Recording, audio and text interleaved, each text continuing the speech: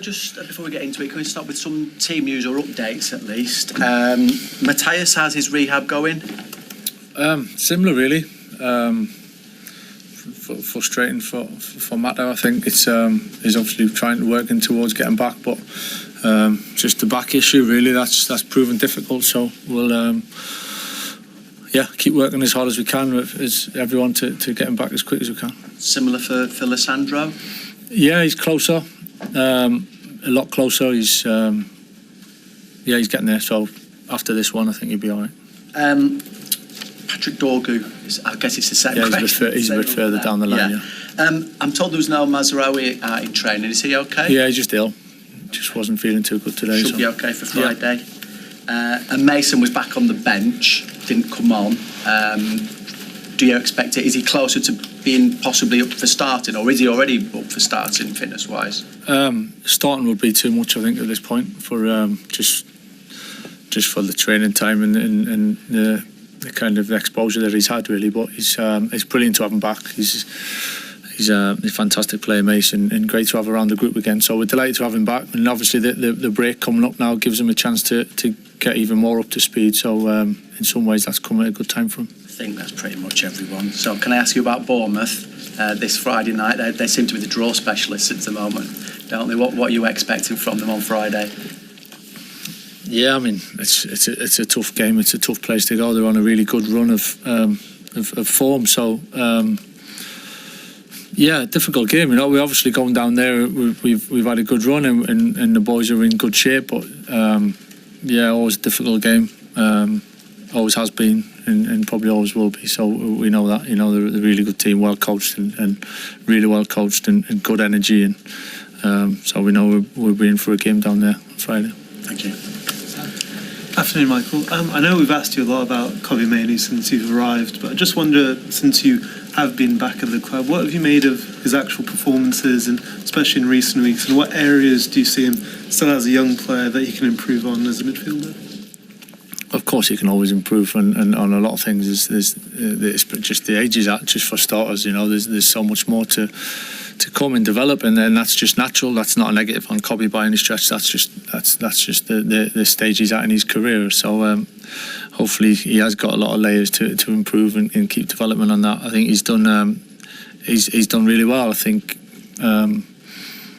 not having a lot of football for a period of time to come in and play a run of games and find your rhythm. I think he did that really quickly, and there's a natural kind of a flow really, and I thought he was really good again on the weekend and putting in a performance where he did a little bit of everything really, and controlled the game in spells, defended when he had to defend, and really impressive with him.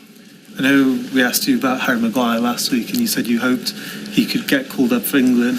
With the announcement on Friday, I just wondered about Colby and also Luke Shaw. Do you hope they can get themselves back into the England picture come Friday? And have you been in touch with Thomas Tuchel at all as well?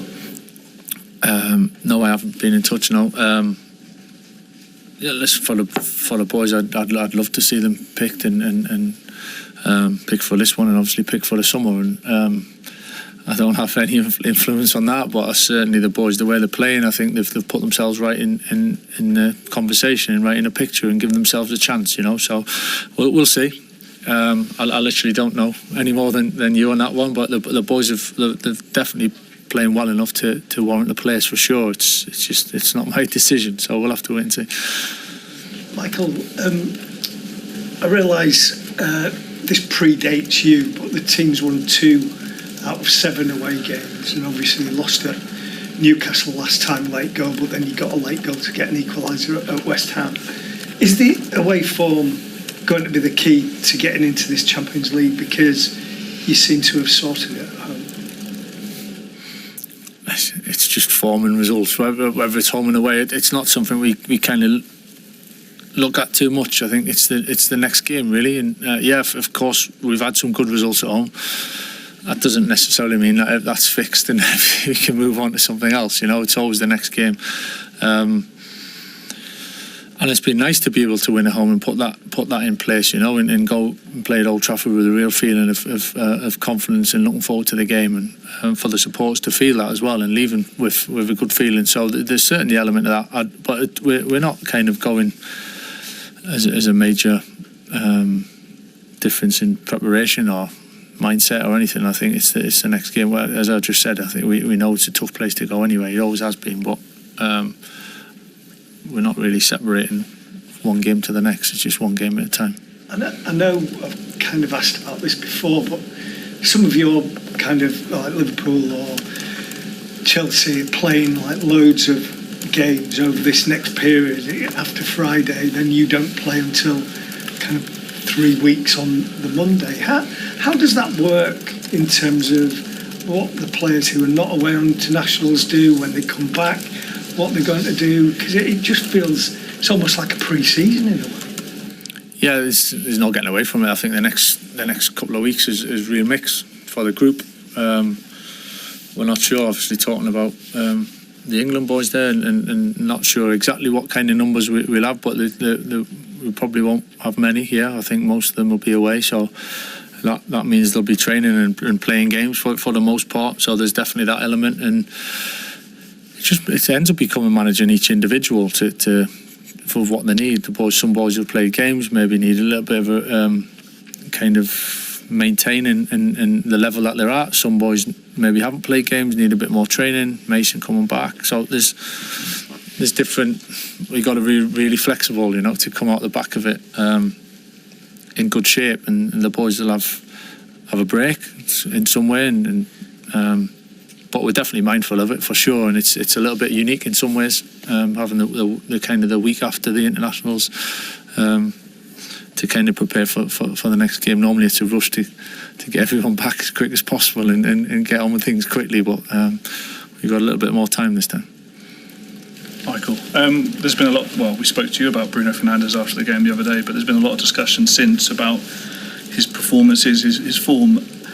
I know you were kind of asked about it the other day, but do you think he is? If you were a player and able to vote, would he get your vote for Player of the Year? I think he's had a fantastic season.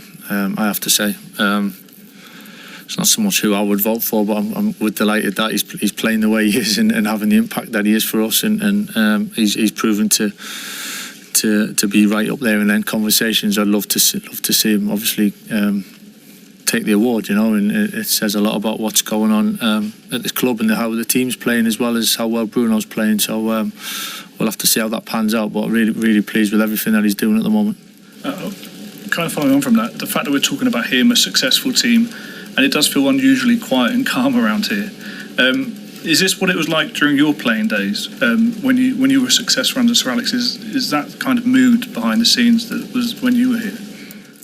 I think it just depends on what kind of phase you're going through and what it feels like, really, the momentum. And sometimes it needs to be calm and a bit stable. Other times it needs to be, you know, a little bit on edge and a little bit touchy, and sometimes that brings out the best of you as well. But it's largely been calm in some ways, but actually not calm in the emotion of it, you know, in the feeling of wanting to improve, and the boys, the way they train, and obviously the way they've played. You know, you can't be too calm all the time, but I think trying to be measured and calculated, so making good decisions for me and the staff, and obviously for the players as well. I think it's getting that balance right.